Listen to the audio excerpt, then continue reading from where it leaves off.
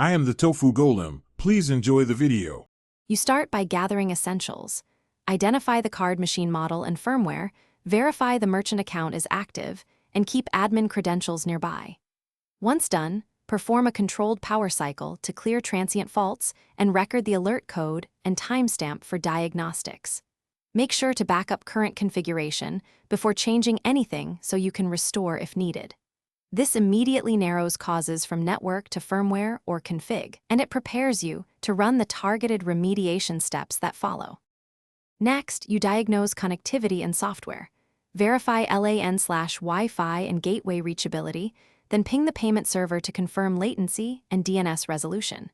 If network checks pass, compare the installed firmware to the vendor's latest release. Download only signed firmware. Once ready, apply the vendor hotfix or firmware update while watching boot logs for errors. Make sure to follow staged apply steps and avoid interrupting power. After the update, observe for the alert.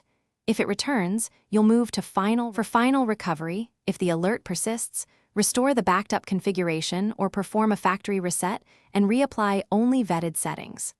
Once restored, re-register the device with your payment gateway and run a controlled test transaction to confirm normal operation. Make sure to document every change and set sensible alert thresholds so future issues are caught early.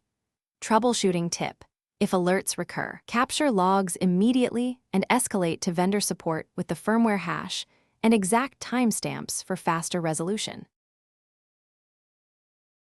Thanks for watching. Consider subscribing if we helped you today.